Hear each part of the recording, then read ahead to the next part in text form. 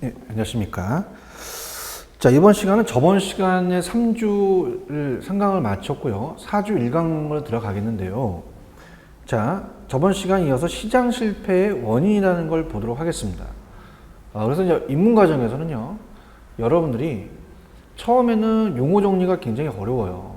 그래서 처음에는 뭐 제가 말씀을 드려도 조금 이해가 안 되시는 부분이 많을 겁니다.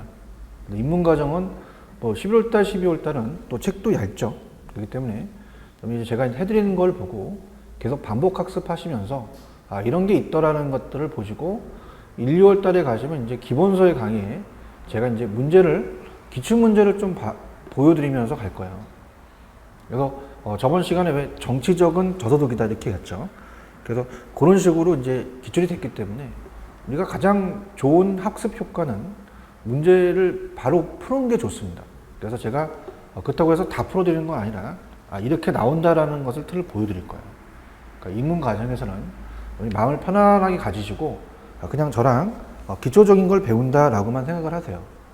자, 일단 50페이지로 이제 이번 시간에 첫 시간에 이제 들어갈 건데요. 저번 시간에 정부의 시장 개입 방법이 정치적과 경제적이 있었어요. 시장의 실패 수정이 경제적이죠. 저소득을 위한 것은 정치적이고. 그럼 우리가 시장의 실패의 원인을 알아야 됩니다. 그 원인을 알아야 대책을 만들 수가 있는 거죠. 그래서 그 원인들을 이제 보는데, 물론 외부 효과가 가장 출제 빈도가 높기 때문에 외부 효과부터 나와 있지만, 일단은 여러분들이 이제 페이지 저는 51페이지부터 먼저 갈게요. 자, 51페이지로 가시면, 자, 우리가 그 앞쪽에서 시장 파트에서 우리 부동산 시장은 불안전 경쟁이라고 했습니다. 그래서 시장 자체가 불안전 경쟁 시장이다. 그 때문에 독과점이라는 게 나타납니다. 독과점. 그럼 어떻습니까? 우리가 예를 들어서 독과점 기업이라고 하는 것은 대기업을 얘기를 해요. 가장 대표적인 게 통신사죠. 그러니까 여러분들이 이제 쓰고 계시는 뭐 SK, KT, LG U+, 이 통신 요금이 비싸다고 생각하시죠? 전 세계에서 제일 비싸답니다. 그러니까 비용을 지불한 이상으로 이익을 우리가 더 받는다는 거죠. 그러면 이걸 바로 연결시키겠는데, 그럼 얘네들은 보통 대기업이에요. 그러면 대기업이라는 자체는 규모를 크게 합니다. 그래서 그걸 규모의 경제라 그래요. 그럼 규모의 경제는 규모를 크게 하기 때문에 대량 생산이 가능하거든요. 그럼 대량 생산을 했다. 그러면 원가 절감이 되니까 생산비를 다운시켜서 가격을 다운시킬 수 있습니다. 근데 주위에 있는 중소기업들이 가격 경쟁에서 지다 보니까 도산이 될 수 있어요. 그럼 자연히 이 대기업들이 다시 자연 독점으로 간다는 거죠. 그러니까 얘도 시장의 실패의 원인이 될 수밖에 없다는 겁니다. 그러면 정부가 개입할 수밖에 없죠. 그래서 이제 제가 박사 논문이 SSM, 기업 슈퍼마켓에 대해서, 슈퍼마켓에 대해서 썼는데, 보통 우리가 이 대기업들이 슈퍼마켓에 뛰어듭니다. 그러다 보니까, 대량 주문을 하다 보니까 가격을 다운시키니까 주위에 있는 재래식 시장이 다 죽죠. 그래서 독과점을 규제하기 위해서 요즘은 휴일날이나 이때 시간 제한을 해요. 이런 것들이 이제 규제를 하는 대표적인 거죠. 그래서 밑에 독과점이라는 자체가 시장이 불안전하기 때문에 그렇죠. 그렇기 때문에 한 개의 기업 또는 소수의 기업이 전체 시장을 지배한다는 게 독과점이에요. 독과점이 발생하면 생산자는 생산량을 조절해서 시장을 지배하고 기업 이윤의 극대화를 추구한다. 기업은 경제 상대가 없으므로 생산량과 가격을 임의로 조정해서 자원의 비효율적으로 배분하는 거죠. 그래서 우리가 다 도산시켜 보이게 되면 그 독과점으로서 독점을 한다는 겁니다. 자연 독점으로 갈 수밖에 없다는 거죠. 그 다음에 이제 공공재라는 게 시험 문제 잘 나오는데요. 자, 공공재라는 것은 공공이 쓰는 재화예요.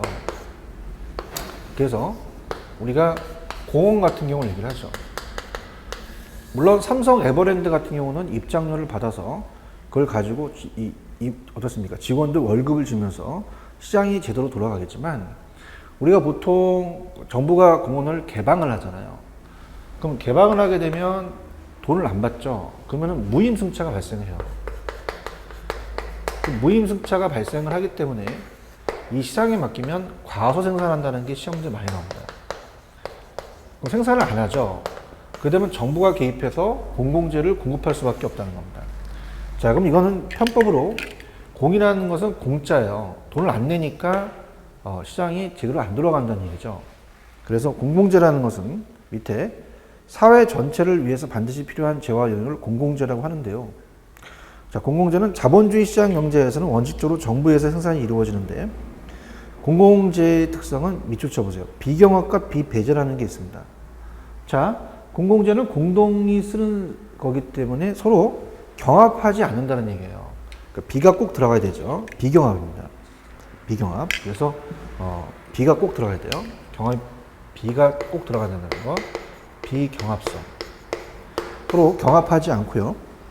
그래서 한 재화를 다른 사람이 추가로 사용하더라도 다른 사람이 소비와 경합하지 않는다는 거고, 자, 비배제성이라는 건 뭐냐면, 자, 만약에 여러분 생각해 보세요. 우리가 그 입장료를 안 낸다고 해서 그 사람을 배제시키지 않는다는 거거든요. 그래서 이 공공재 사용의 대가를 지불하지 않고도 소비가 가능하다는 얘기죠. 그래서 민간 기업의 공공재 생산을 위임하는 경우는 사회적 적정성보다 더 과소 생산이 된다는 거예요. 그러면 이 공공재 사용재에 대한 이 사용의 대가는 지불하지 않으면서도 그 효용만을 사용하고자 하는 무임승차가 발생하는 거죠. 그래서 무임승차 문제가 생깁니다. 그래서 과소 생산이 되기 때문에 정부가 개입해서 공공재를 공급할 수밖에 없다는 게 우리가 정부의 대책이 된다는 거, 대책까지 꼭 가져가셔야 돼요. 그 다음에 이제, 자, 4번은 이제 제목만 되어 있는데요. 정보의 비대책성입니다.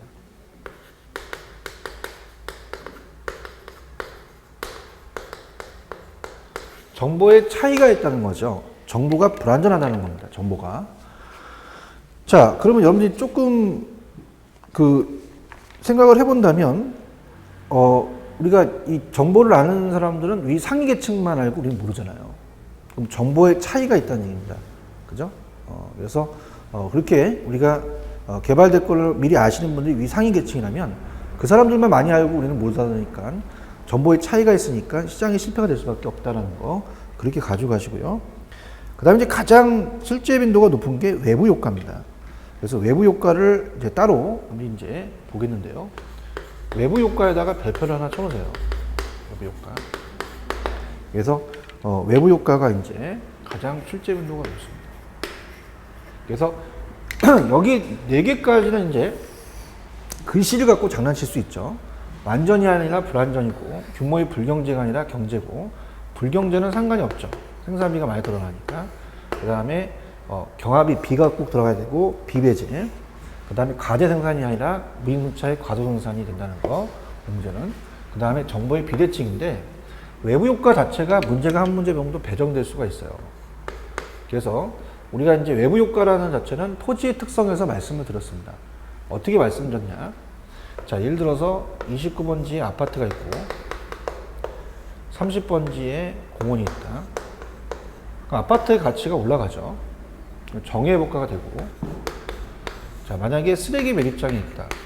그럼 값어치가 떨어지니까 약간 긍정적이고 얘가 부정적인 값어치가 떨어지는 부의회복가가 발생한다는 얘기인데, 자, 이거는 자 보세요. 만약에 옆에 마티즈가 있고요. 옆에 벤츠가 있어요. 벤츠 옆에 마티즈가 있다고 해서 값어치가 올라가는 건 아니죠. 그래서 우리가 외부 효과가 발생된다는 것은 토지가 움직이지 않기 때문에 발생이 됩니다. 동성. 그 다음에 마티즈라는 자체는 인접성이라는 말을 쓸 수 없죠. 근데 토지는 인접성이라는 쓸 수 있죠. 그래서 부동성과 인접성 때문에 외부 효과가 발생된다는 토지의 특성을 가져가셔야 돼요. 먼저. 그 다음에 이제 이것이 정의회복가와 부의 회복가로 나눕니다. 그러니까 정은 긍정적이고 부는 부정적이죠. 자, 이렇게 이제 체크를 해보겠는데요. 자, 정의회복가를 이제 외부 경제, 또 부의회복가를 외부 불경제라고 합니다. 외부 불경제라고도 하고 외부 비경제라고도 해요. 그럼 정의회복가는 이제 이해하기를 편하기 위해서 그냥 한 예를 한번 들어본다면, 자, 우리가 만약에 3필지, 4필지, 5필지가 있어요. 자, 갑이라는 75세 노인입니다. 옆집을 쓸어줘요. 그럼 옆집을 쓰러지게 되면 우리가 이익을 받죠. 거기에 대한 대가를 줘야 되는데 안 준다는 얘기예요. 그죠? 그러게 되면 이제 사적인 그 노력이 필요하는데 그 노력을 안 하죠. 그래서 이제 무임승차가 발생합니다. 그러니까 정부가 개입할 수밖에 없다는 거예요. 쓰레기 봉투를 사줘야 되거든요. 그 다음에 이제 외부 불경제는 자 예를 들어서 갑이 양식업을 합니다. 자 을이 공장을 해요. 시멘트 공장을. 그래서 공장 폐소를 내려보냅니다. 그럼 양식업의 물고기들이 떼죽음이 되겠죠. 그러면은 이렇게 내려보낸다는 건 손실에 대한 보상을 해주는데 보상을 안 해준다는 얘기죠. 자, 그래서 예를 들어서 우리가 차를 가다가 직선으로 가는데 뒤에서 차가 확 박았어요. 그럼 100% 과실이죠. 그럼 뒤로 누워야 되죠. 그럼 보험회사가 보상을 해주죠. 근데 손실에 대한 보상을 안 해준다는 건 우리가 시장의 실패라는 거죠. 시장에서 자율적으로 해결하기가 어렵다는 얘기예요. 자, 그러면 이거는 누가 개입할 수밖에 없다? 정부가 개입한 거죠. 근데 외부 효과라는 자체가 우리가 이제 시험에 나오는 게 자, 시장의 외부를 얘기합니다. 시장의 외부. 그러니까 시장과는 상관이 없다는 거예요. 여기서 이제 우리가 외부라는 자체는 창밖의 외부가 아니라 시장에서 거래되는 게 아니죠. 그래서 그거를 유식하게 시장 기구를 통하지 않는다라고 얘기합니다. 또는 시장 메커니즘을 통하지 않고요. 자, 시장은요, 항상 거래 당사자가 있습니다. 거래 당사자. 그러면 매도자가 있으면 매수자가 있고, 그 다음에 공급자가 있으면 수요자가 있다는 거죠. 그럼 거래를 하면서 우리가 돈을 냈죠. 가격 기구를 통하거든요. 근데 얘네들은 가격 기구를 통하지 않아요. 자, 그래서 어떻습니까? 거래 당사자가 아니라 제3자고 의도하지 않았어요. 가격 기구를 통하지 않는다. 자, 이렇게 정리를 해주셔야 됩니다. 자, 그 다음에 이제 우리가 이 생산면이나 소비면에서 과대냐, 과소냐가 시험에 나옵니다. 그래서 생산과 소비를 봤을 때 개인이 부담하는 비용을 사적 비용이라고 하고 사회가 부담하는 비용을 사회적 비용이라고 합니다. 그러면은 자, 이 쓰레기 봉투를 개인이 사기 때문에 자, 이거는 사적 비용이죠. 사적 비용이 사회적 비용보다 많이 들어갔어요. 그러면 당연히 생산을 안 하겠죠. 과도 생산합니다. 그러니까 아까 공공재랑 똑같은 현상이 발생되겠죠. 근데 소비 면에서는 편익은 사적 편익보다는 개인적인 편익보다는 사회적 편익이 더 많아지죠. 그러다 보니까 우리가 소비 입장에서는 과소소비가 되겠죠. 그러니까 무조건 이 생산과 소비 면에서 발생을 하고 그 다음에 항상 과소라는 게 나와야 된다. 그럼 누가 개입할 수밖에 없어요? 정부. 그래서 이거는 우리가 어떻습니까? 쓰레기 봉투를 사줘야 되고 보조금을 지급해 줘야 되죠. 그 다음에 이제 26회 때 나왔던 게 이번에 뭐가 나왔었냐면 핀피와 님비라는 게 나왔습니다. 자, 얘가 핀피 현상이고 얘가 님비 현상을 바꿔냈어요. 이번에 좀 쉽게 나왔는데 자, 무슨 말이냐? 자, 우리가 아까 공원 같은 경우는요, 공원은 우리한테 긍정적인 효과입니다. 그래서 정의 효과가 돼요. 그러면 자, 핀피라고 합니다. 핀피. Please in my front yard. 내 앞마당에 설치해달라는 얘기거든요. 그죠? 근데 이제 자, 이 부의 효과는 쓰레기 매립장이나 화장터 같은 경우는 우리가 현수막으로 막아요. 항상 주민들이. not이에요, not. not in my backyard. 내 뒷마당은 안 돼요. 냄비가 아닙니다. 그래서 핀피와 이 님비를 바꿔서 나왔어요. 굉장히 쉽게 나왔죠. 그래서 핀피는 please 해주십시오. 님비는 not. 이렇게 잡으시면 됩니다. 자, 그러면 생산 차원에서 만약에 여러분 어떻습니까? 만약에 공장이 폐소를 내려보낸 시멘트 공장이 그럼 공해방지 시스템을 설치하라는데 설치 안 합니다. 그죠? 그래서 그러면 떼죽음이 됐어요. 그럼 거기에 대해서 우리가 개인에 대한 사적 비용보다는 사회적 비용이 더 많이 들어가요. 그래서 보통 이 사적 한계 비용, 사회적 한계 비용이라는 건 뭐냐면 이 칠판주기를 추가적으로 더 생산할 때 들어가는 이 공해를 치유하는 비용이 있잖아요. 그런 비용을 얘기를 하거든요. 그러면 거기 환경에 대한 오염된 거를 사회가 부담한 거죠. 그럼 사회가 정부가 아주 열받는 거죠. 그럼 개인 입장에서는 과대 생산이 됩니다. 과대 생산. 소비 면에서는 사적 편익이 사회적 편익보다 큽니다. 편익보다. 그렇기 때문에 과대 소비가 되는 거죠. 그럼 여기는 죄다 과소가 아니라 과대입니다. 그럼 시장 상황이 너무 과소가 되든 과대가 되든 그러면 시장이 실패가 돼요. 이 두 가지가 같아질 때가 시장의 기능을 제대로 하는 거죠.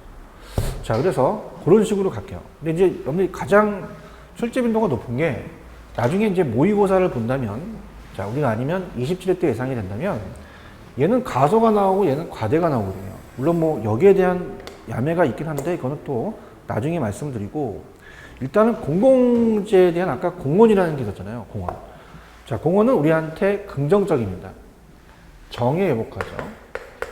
그럼 정이다 보니까 이걸 시장에 맡겨놓으면 시장이 제대로 수용을 못하죠. 과소생산입니다. 그럼 공원은 정이니까 과소가 되는구나. 부는 과대가 되는구나. 이렇게 한번 적어보세요. 자, 그러면 들어가 봅니다. 자, 지금 50페이지가 중요합니다, 여러분들. 외부 효과라는 거. 별표를 3개 쳐놓으셨죠? 외부 효과는 거의 출제가 됩니다. 한 90%라고 봐야 돼요. 그러면 어떤 개인의 행위가 상대방 또는 제3자, 거래 당사자가 아니라 제3자고 의도하지 않았죠. 또 이익에 대한 대가, 손실에 대한 보상을 안 해줘요. 그래서 이 지급하거나 이 대가를 지불받지도 않죠. 그 외부 효과는 정회복과와 부회복과가 있다. 제가 지금 생산 측면과 소비 측면의 외부 효과를 다 구분했었죠. 그래서 정회복과는 외부 경제라고 말씀드렸어요. 그래서 생산 측면에서는 사적 비용이 사회적 보다 큽니다.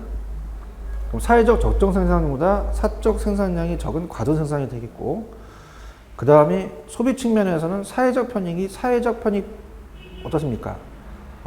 우리가 이 편익 자체가 좀 오타났네요. 사회적 편익이 사적 편익보다 크다고 봐야 돼요. 그래서 사회적 소비량보다 사적 소비량이 적게 되겠죠. 그래서 과소 소비가 되겠고, 따라서 정부는 보조금을 지급하고 조세 감면 등의 정책 수단을 이용해서 소비 생산의 촉진을 도모합니다. 핀피 현상이고요. 자, 부회복과 갑니다. 부회복과는 제가 외부 불경제라고 했죠. 그 생산 측면에서는 사적 비용이 사회적 비용보다 작게 되어 사회적 적정 생산량보다 사적 생산이 더 많은 과대 생산이 돼요. 소비 측면에서도 사회적 편익보다 사적 편익이 더 커서 사회적 적정 소비량보다 사적 소비량이 많은 과잉 소비가 됩니다. 그럼 누가 개입할 수밖에 없어요? 정부가. 그러면 때려줘야죠. 정부는 부담금을 부과시키고 중과세 등 정책 수단을 이용해서 소비 및 생산의 억제에 도모할 필요가 있다는 거죠. 그래서 부회복과는 님비 현상이다. 이렇게 가져가시면 됩니다. 자, 그래서 시장 실패의 원인은 불안전하기 때문에 그래요. 완전이 아니라 불이 들어가야 되고, 독과점. 또 대기업이 규모의 경제니까 규모의 불경제가 아니라 경제. 자, 공공재는 비경화 비배제, 무임수차 과도 생산한다는 거.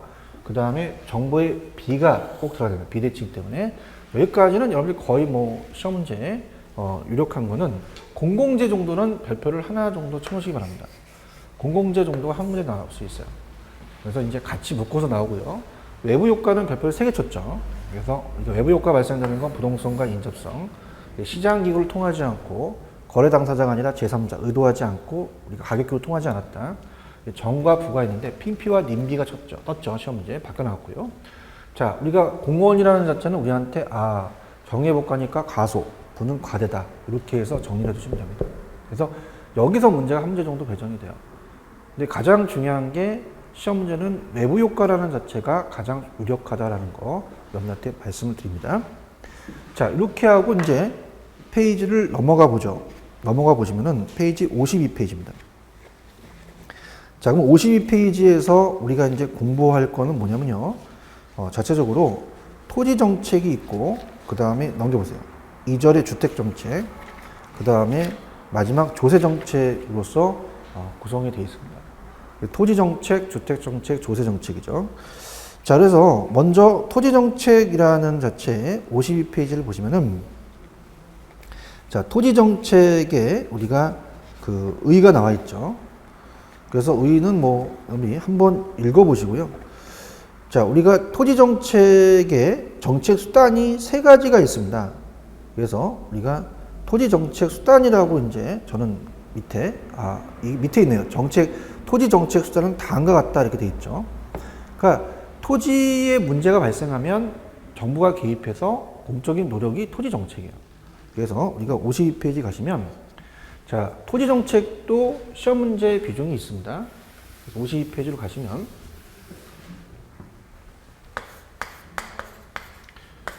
토지정책의 수단입니다. 세 가지가 있어요. 토지 이용 규제,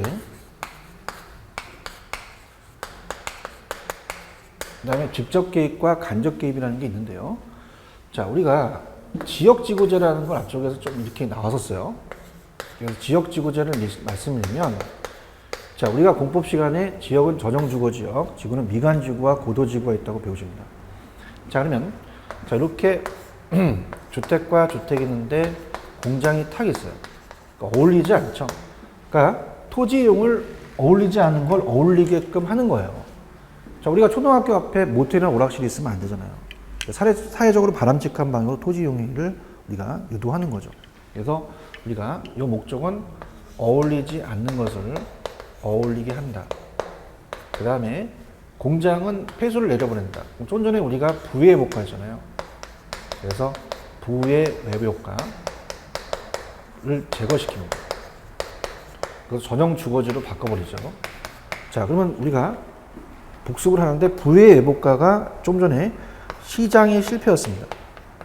그럼 시장의 실패를 수정하기 위해서 개입하는 거 우리가 아까 정치지역이나 경제적 기능이라고 배웠어요. 뭐 이런 것들도 이제 이따가 지역지구가 나오기 때문에 미리 복습을 해봅니다. 연습을. 그러니까 이런 게 토지이용 규제예요. 그래서 토지이용 규제는 가볍게 우리가 어떻습니까? 밑에 나와 있듯이 어떻게 돼요? 우리가 그 지역지구제, 각종 규제, 또 인허가 이런 게 나오면 토지이용 규제를 체크를 하셔야 돼요. 그래서 우리가 좀 더 어떻습니까? 그 사회적 바람직한 방향으로 토지이용 행위를 돌려놓는 게 토지이용 규제다. 이렇게 해서 여러분이 체크를 하시면 됩니다.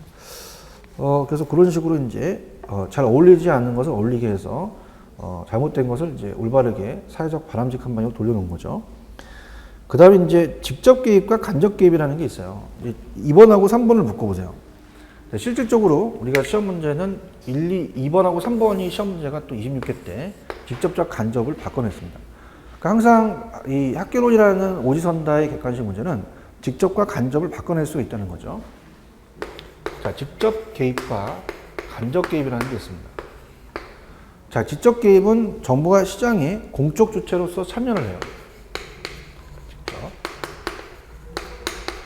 시장에 참여를 합니다. 참여를 해서 수요자와 공급자 역할을 합니다. 수요자와 공급자 역할. 그러다 보면은 어떻게 돼요? 우리가 직접적 개입을 한다는 얘기죠. 굉장히 적극적이에요. 적극적. 그래서 이 내용들은 뭐 아직 전체적인 거를 세부적으로 안 배웠기 때문에 그냥 들어보시면 거기 보시면은 우리가 어떤 게 있어요? 공공시설이라는 게 있죠. 그러니까 공공이 들어가면 다 직접입니다. 공공. 그 다음에 우리가 공용이라는 게 들어가면 직접이에요. 민영개발이 아니라 공영개발이라는 건 정부가 매수 방식으로 택지 공영개발이라는 게 있죠. 그래서 공공, 공영 이런 게 나오면 다 직접적으로 보셔야 됩니다. 특히 공영개발이 매수 방식이에요. 자, 땅을 수용한다는 얘기 들어보셨잖아요. 그래서 우리가 판교 신도시를 전량다 토지를 수용한다는 얘기 들어보셨을 겁니다. 토지 수용. 그래서 우리가 어떻습니까? 매입을 해서 물론 토지 보상이 또 들어가겠죠. 그래서 택지를 개발해서 우리가 다시 또 부지를 분양하는 공급자한테 그 수요자와 공급자 역할을 하는 거죠. 자, 사서 파니까 이런 것도 이제 직접 개입에 들어간다. 그래서 공영, 공공 이런 게 들어가면 직접이고. 자, 토지은행제도라는 게 있습니다. 토지은행은 오른쪽에 있네요. 해놓으셨네요. 그러니까 토지은행은 조금 중요하기 때문에 오른쪽하고 연결시켜서 볼게요. 토지은행은 중요하거든요. 오른쪽 53페이지에 토지은행 제도에는 별표를 하나 쳐놓으세요. 토지은행 제도 한 문제 정도 배정이 됩니다. 그래서 토지를 은행에 맡기는 게 아니라 토지를 비축해 놓는 거예요. 그래서 우리나라 LH공사에서 이 토지은행 제도가 시행되고 있습니다. LH공사에서. 그래서 이제 어떻습니까? 이 공공 토지 비축 제도라고 시험 문제에 나왔었어요. 그럼 여러분들 얘도 공공이라는 단어가 들어가니까 무조건 직접적 개입이라는 거 아셔야겠죠. 그러면 우리가 정부가 미개발지입니다. 미성수지. 개발지가 아니라 미개발지를 토지를 매수해서 비축했다가 다시 토지개발업자한테 수요자한테 분양을 해요. 그죠? 그럼 얘도 수요자와 당연히 공급자 역할을 합니다. 그래서 직접적 개입이 되겠죠. 그죠? 그래서 이제 내용들을 이제 보게 되면 자, 펜 들어보세요. 토지은행 제도는 정부가 미래의 용도를 위해 미리 쌍값이라는 게 중요하죠. 쌍값 동남이 개발이 아니라 미개발. 대량 매입해서 공공자유보유나 공공임대보유라는 건 뭐냐면 공공에 들어갔죠. 공공자유보유는 정부가 직접 소유를 하는 거예요. 그래서 국공유주라는 얘기 들어보셨죠. 공공임대보유는 정부가 국공유주 소유하는 게 아니라 이걸 민간한테 임대해 주는 겁니다. 그래서 형태로 비축하다가 장래 토지 수요가 증가하는 경우 비축된 토지를 수요자한테 팔거나 임대하는 제도입니다. 그래서 직접적 개입이 들어가죠. 직접 개입 수단이라는 게 중요합니다. 그래서 토지은행 제도의 장단점이 이제 시험에 나왔는데 들어볼게요. 장점은 어떻게 됩니까? 우리가 개인들에 의한 무질서, 무계획적인 개발이 난개발이에요. 이걸 막아서 도시 스프롤이라는 게 난개발이죠. 이걸 방지할 수 있고, 자, 공공재나 공공시설 등을 정부가 위한 토지를 저렴한 지가로 적시에 공급이 가능하죠. 자기가 언제든지 토지를 수급 조절이 가능하니까요. 그 다음에 3번에 자, 이 토지은행 제도가 우리나라가 들어온 게 개발 이익을 사회적 환수하기 위한 겁니다. 그래서 어느 정도 개발이 사회에 환원할 수 있다는 자체가 또 장점이 될 수 있어요. 그 다음에 단점은 토지 구입 시 막대한 구입 비용이 또 들어가고요. 그 다음에 어떻습니까?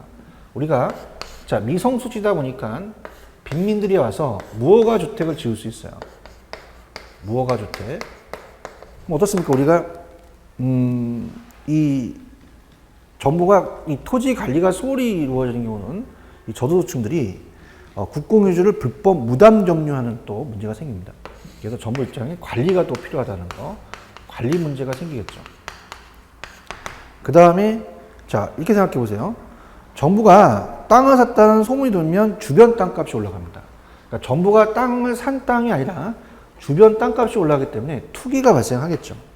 투기 방지 대책을 세우지 않는 경우는 정부에 의한 투기가 또 조장될 우려가 있더라. 이렇게 염두를 체크해 주시면 됩니다. 그 다음에 이제 좌측에 보시면은 간접적 개입 하나 남았죠. 자, 직접적 개입의 반대가 간접입니다. 그래서 간접적 개입과 직접적 개입을 또 26회 때 나왔는데요. 항상 시험 문제는 직접과 간접을 가지고 시험 문제가 출제가 됩니다. 거의 이제 실전이에요, 이거는. 그래서 간접 개입은 직접 자기가 공조 주체로 개입하는 게 아니라 시장 기구 틀을 유지합니다. 시장 기구의 틀을 유지한다는 것은 의미합니다. 자, 제가 조금 이제 직접적 개입이 적극적인 개입이라고 한다면요. 자, 얘는 소극적입니다. 소극적. 그래서 소극적으로서 그러니까 민간 개발한테 시장 기회를 맡기게끔 보조를 해줘야 돼요. 그래서 경제적 동기부여를 해줍니다. 경제적. 그래서 경제적 동기부여를 해줘서 자, 우리가 금융상 지원을 해줘요. 자, 금융상 지원이란 자체는 우리가 LTV, 담보 인정 비율, 대부 비율을 조정하죠. 대부 비율을 조정한다는 게 시험 문제 나온 적이 있었어요. 그래서 만약에 70%다. 1억 중에서 7천만 원인데 만약에 80% 빌려준다. 그러면 더 많이 빌릴 수 있잖아요. 그 다음에 보조금을 지급하고요. 보조금을 지급하고 그 다음에 세금을 감면시키죠. 세금을 감면한다. 지금 각종 조세 정책을 펴야 됩니다.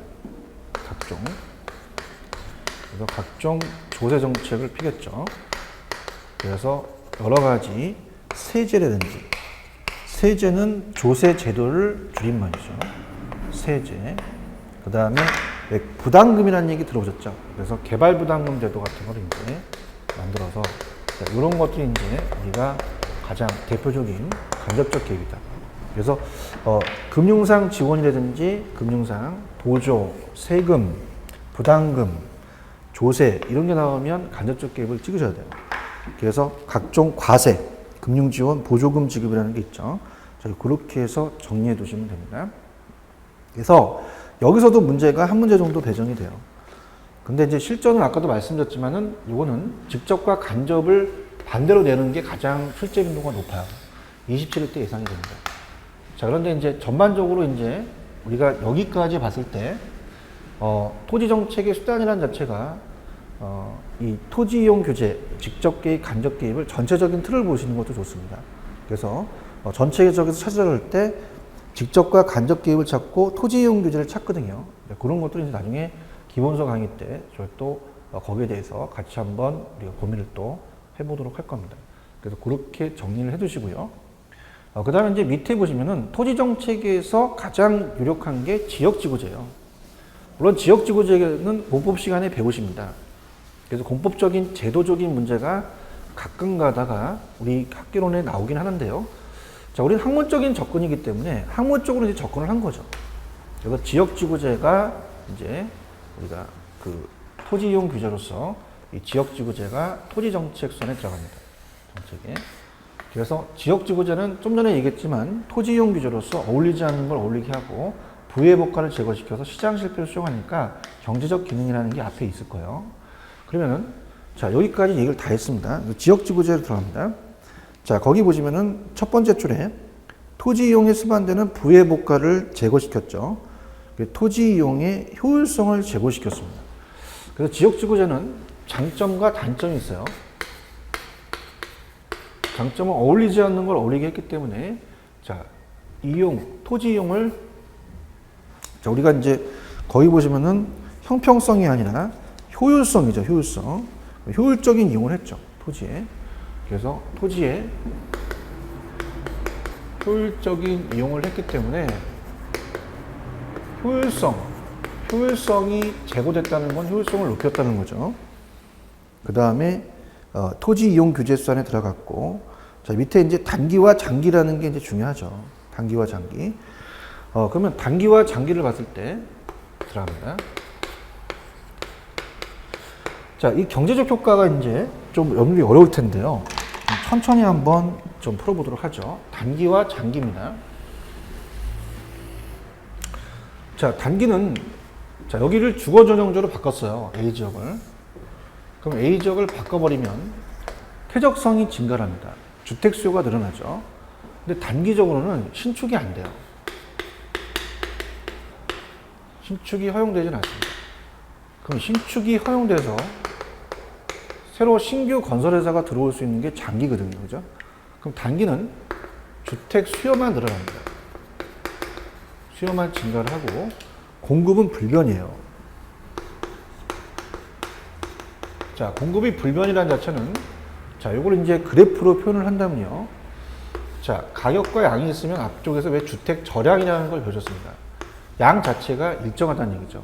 그 상태에서 수요만 증가를 하니까 초과 수요가 발생해서 가격이 만약에 주택이 3억이었던 게 5억으로 껑충 튄다는 얘기예요. 그래서 우리가 가치가 상승해 버립니다. 주택 가치가. 그러면은 자, 우리가 신규 애들이 못 들어오니까 기존 공급자가 초과이윤을 먹게 됩니다. 자, 기존 공급자가 초과이윤을 우리가 먹겠다는 것은 자, 지역지구제를 실시하기 전부터 그 위치를 점했거든요. 그래서 그 독점은 사전적 독점이라고 합니다.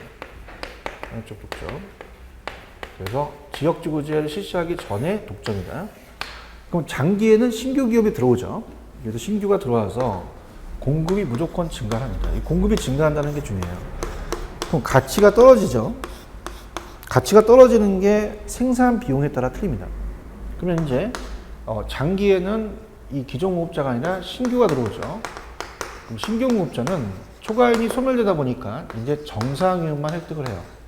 정상이익만. 그래서 그런 식으로 염두에 보시면 돼요. 자, 그러면 나와 있는 것들 우리가 확인해 보죠. 갑니다. 자, 단기 갑니다. 단기. 자, 단기는 어떻게 됩니까? 우리가 지역지구제를 실시하면 부의회복가를 제거해서 해당 지역의 주택 수요가 증가해서 가격이 상승했죠. 주택 가격이. 그럼 단기적으로는 기존 공급 부동산 소유자만 초과이익을 획득했습니다. 근데 장기에는 어떻게 돼요? 단기에 초과이익을 획득한 신규 사업자들이 진입을 하죠. 그러면서 주택의 공급량은 무조건 증가를 합니다. 주택 가격이 하락하니까 이 공급자, 신규 공급자들은 정상이익만 획득하게 되겠죠. 그래서 장기적으로 균형 가격 수준은 생산 요소 가격의 변화에 따라서 상이한데 다음과 같이 이제 볼 수 있어요. 그러니까 생산 비용이 일정할 때, 그래서 비용 일정. 그래서 우리가 가치가 떨어지는 모습이 비용에 따라 틀려져요. 자, 그래서 이게 이제 굉장히 어려운데요. 생산 비용입니다. 생산 비용이 불변이다. 단기와 장기가 생산비가 똑같이 들어간다는 얘기죠. 그죠? 그래서 자, 이걸 이제 그래프도 있지만은 일단은 이해를 돕기 위해서 자, 그림을 한번 그려볼게요. 단기와 장기가 있습니다. 그럼 단기와 장기를 봤을 때 자, 어떻습니까? 우리가 단기는 주택이 재고주택이에요. 그래서 우리가 금이 많이 갔어요. 근데 우리가 신규 같은 경우는 어때요? 장기는 반짝반짝 별이 빛나면서 장기의 공급이 무조건 증가시킵니다. 그러면 생산 비용이 예전에는 1억 들어갔고, 자, 똑같아요. 지금도 1억 들어간대요. 그럼 예전에는 얼마 받았냐? 3월 받았다면 예전대로 받겠죠. 예전 수준으로 돌아갈 수밖에 없습니다. 그래서 우리가 생산 비용이 일정하다면 주택 가격은 원래의 가격으로 회복하게 되겠죠. 주택량은 원래 수준보다 증가한다는 것은 무조건 어떻습니까? 장기에는 공급이 늘어난다는 얘기죠. 늘어나고 장기 공급 곡선은 수평선이 된다. 그래서 요걸 우리가 이제 앞쪽에서 36페이지인가요? 36페이지로 한번 가볼게요. 제가 약속을 드렸죠. 36페이지로 가시면 자,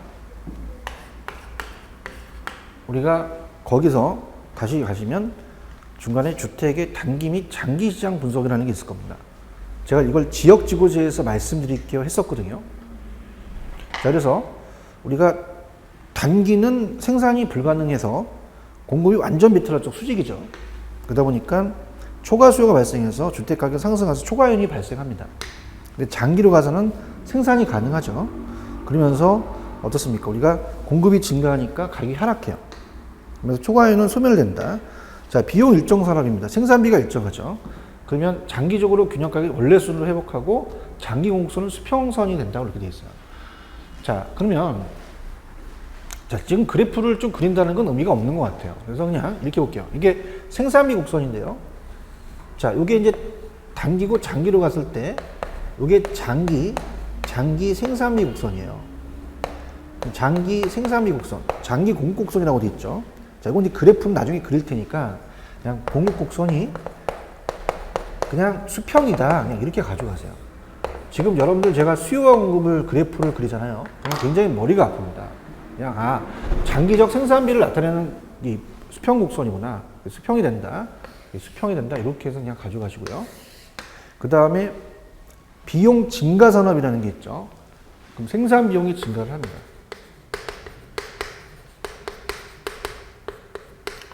저도 건설회사 자재가 다녔지만 보통 일반적인 한 표현은 뭐 예외도 있긴 하지만 일반적으로 다 건설회사는 생산 비용이 증가합니다. 자, 시멘트 자재값이 떨어진다는 얘기 못 들으셨죠? 인플레이션 따라서 계속 증가한다는 얘기죠. 그러면은 단기와 장기가 틀려요. 단기와 장기가. 자, 그러면 아까 자 얘기했듯이 단기는 신축이 안 되죠. 단기는 금이 같습니다. 그 다음에 장기는 반짝반짝 별이 빛나요. 반짝반짝 별. 그래서 생산비가 증가를 합니다. 생산 비용이. 그래서 생산 비용이 옛날에는 1억이었는데 자 지금은 2억이 들어가요. 어머, 그러면 생산비가 비싸지니까 분양가를 올리겠죠. 그러면 옛날에 3억 받던 게 즉 껑충 5억을 받아야 됩니다. 그 원래 수준으로 내려가는 것이 아니라 원래 수준으로 가는 게 아니라 원래보다 높아지겠죠. 그럼 이걸 연결하는 것이 장기 생산비 곡선이라고 그랬잖아요. 그럼 장기 곡선은 우리가 우상향하면 되겠죠. 이런 식으로. 자, 이렇게 가져갔어요. 36페이지 지금 비용 증가는 장기적으로 균형가격이 원래 수준보다 상승하고 장기 곡선이 우상향이라는 거 이해 가시겠죠? 그럼 다시 여기 우리가 그 3페이지로 오십니다. 53페이지로 오시면 생산 비용이 증가라는 게 있죠. 그럼 생산비가 증가를 했다. 그럼 원래 수준보다 가격이 높아져요. 그 다음에 주택량은 원래 수준보다 증가를 하면 주택량은 무조건 다 증가를 하셔야 돼요. 그래서 여기서 중요한 것은 주택량은 원래보다 다 증가한다는 게 다 중요합니다. 그래서 여기 미리 가겠지만 52페이지에 1번의 주택량은 원래 수준보다 증가, 2번도 주택량은 원래 수준보다 증가, 3번도 주택량은 원래 수준보다 증가는 다 박스를 쳐놓으셔야 돼요. 그러니까 공급이 증가하는 건 똑같지만 가치가 하락하는 게 틀리죠. 그 모습은 비용에 따라가요. 비용 들면은 원래대로 가고요. 장기 생산비 곡선은 수평이고 비용 증가는 원래보다 높죠. 그래서 비용 증가는 원래 수준보다 상승하고 그 다음에 장기 곡선은 우상향한다. 자, 생산 비용이 감소하는 경우는 거의 없죠. 자, 생산 비용이 감소하는 경우는 드뭅니다. 우리가 시멘트 자재값이 막 떨어진다는 얘기 못 들으셨잖아요. 그건 얘는 단기와 장기를 봤을 때 자, 단기는 아까 우리가 금이 많이 갔어요. 그래서 신축이 안 되고 장기는 이제 반짝반짝 별이 빛나서 무조건 주택량은 모두 다 증가한다고 그랬습니다. 그래서 공급량은 다 증가를 해요. 그럼 가격이 떨어지는 모습이 비용에 따라 틀리다는 거죠. 자, 생산비용가 감소를 합니다. 자, 옛날에 우리가 컴퓨터는 처음 나왔을 때 비쌌어요. 지금 싸지죠. 왜 그럴까요? 대량 생산을 하거든요. 물량을 많이 만들죠. 자, 그러면 우리가 생산 비용을 봤을 때 옛날에는 1억 들어가서 3억을 받았어요. 근데 생산비가 다운돼서 5천만 원밖에 안 들어가요. 5천만 원밖에. 그럼 5천만 원밖에 안 들어가면은 가격이 떨어지죠. 원래 수준보다 2억으로 낮아질 수밖에 없어요. 그죠? 그래서 어떻습니까? 이 생산비, 장기 생산비 곡선은 당연히 우상향이 아니라 우하향하는 곡선이 되겠죠. 우하향하는 곡선이 돼서 이런 식으로 됩니다. 그래서 원래보다 가격이 낮아진다. 이런 식으로 비용 감소를 생각하시면 돼요. 일단 공급은 다 증가하는데 가치가 떨어지는 것은 비용에 따라 다르다. 자, 다시 한번 체크를 해드릴 겁니다. 그 다음에 지역지구제에 장점이 있으면 단점이 있죠. 자, 우리가 토지를 효율적으로 이용해서 효율적인 이용을 했어요. 효율성은 달성될 수 있지만, 자, 우리가 좀 전에 제가 그 1번에 보시면 독점이 사전적 독점이라는 게 생겼다고 그랬습니다.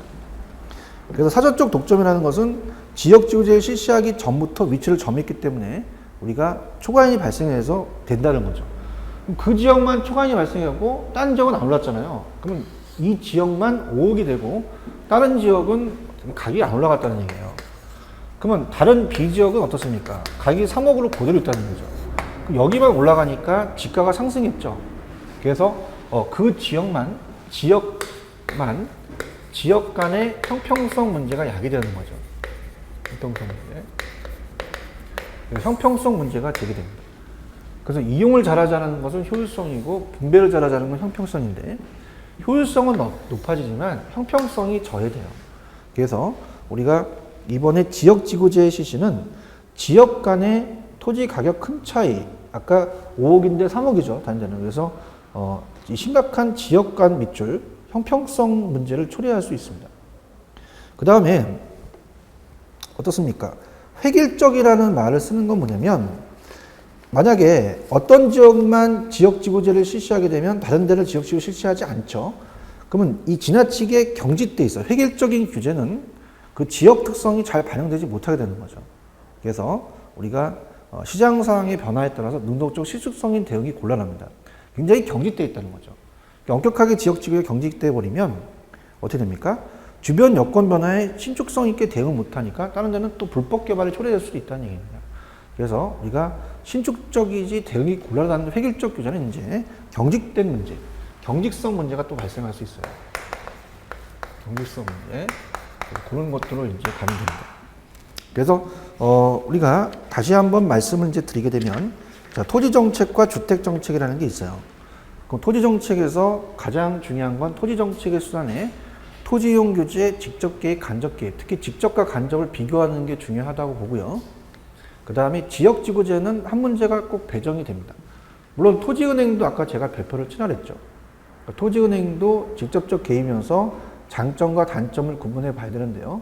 자, 지역지구제가 좀 어렵기 때문에 다시 한번 여러분들한테 복습을 해 드리도록 하겠습니다. 자, 지역지구제는 우리가 토지이용 규제입니다.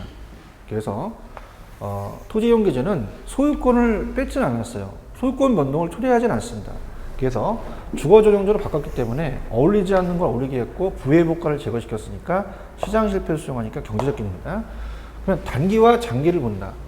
단기는 공급이 불변이니까 가치만 상승해서 초과인이 발생한다. 사정적 독점 문제와 우리가 효율성은 달성되는데 지역 간의 형평성과 경직성 문제가 야기되겠죠. 그럼 장기에는 신규가 들어와서 공급은 다 증가합니다. 그래서 우리가 너무 중요한데 비용이 불변이든 비용이 증가든 비용이 감소든 주택량은 다 증가한다고 보셔야 돼요. 주택량이 증가하게 되면 가치가 떨어지거든요. 가치 떨어지는 모습이 비용에 따라 틀려집니다. 그러면 이렇게 한거하세요. 그럼 가치는 비용에 따라 같이 간다. 비용 불변은 원래대로 간다. 그 다음에 장기 생산 미국선은 똑같으니까 수평이고요. 비용 증가 산업은 원래보다 높아진다. 자, 요거는 우상향한다. 자, 비용 감소선은 원래보다 낮아진다. 우하향한다. 이렇게 보시면 됩니다. 자, 그래서 우리가 토지 정책은 이렇게 해서 여러분이 토지 정책의 수단에 토지 이용 규제 직접 간접 개입을 구분하시고요. 그 다음에 토지 정책에서 가장 유력한 건 지역지구제입니다. 지역지구제를 꼭 여러분들 살펴보세요. 특히 제가 36페이지 안 했던 단기와 장기 차이점을 다시 또 봤죠. 그래서 복습을 하시고요. 토지은행까지 또 이렇게 보시기 바랍니다. 자, 그래서 그렇게 보시고, 그 다음에 이제 우리가 그 주택 정책이라는 게 있습니다. 주택 정책은 일단은 우리 그 기본적인 개념만 좀 볼게요. 자, 우리가 이제 토지 정책을 봤으니까 주택 정책으로 가야 됩니다. 그래서 밑에 주택 정책은 예전에 주택의 문제는 양적과 질적이 있었죠. 양적으로 충분한 주택의 확보가 질적으로 양호한 주택의 확보 대책으로 구분할 수 있다. 그래서 우리나라는 이제 양적이 있으면 이제 질적으로 가야 되죠. 주택의 절대량이 부족한 한편 노후화된 주택이 많아서 유량의 대책 및 스톡 대책이 모두에 힘을 이제 기울여야 된다는 건 뭐냐면 유량이라는 건 신규주택입니다. 저량은 재고주택이거든요. 우리가 신규주택을 또 확대시키는 것도 좋지만 저량에 대한 중고주택도 개조수선해야 된다는 얘기예요. 넘기시면은 이제 아파트의 규제와 자율화, 선분양과 후분양, 그 다음에 이제 임대주택 정책이라는 게 있는데요. 자, 가장 출제 빈도가 높은 건 55페이지 바로 임대주택 정책이 가장 중요합니다. 그래서 임대주택 정책이 가장 시험 문제 출제가 많이 돼요. 그래서 임대주택 정책은 임대료 규제, 그 다음에 보조, 그 다음에 공공임대주택으로 나눕니다.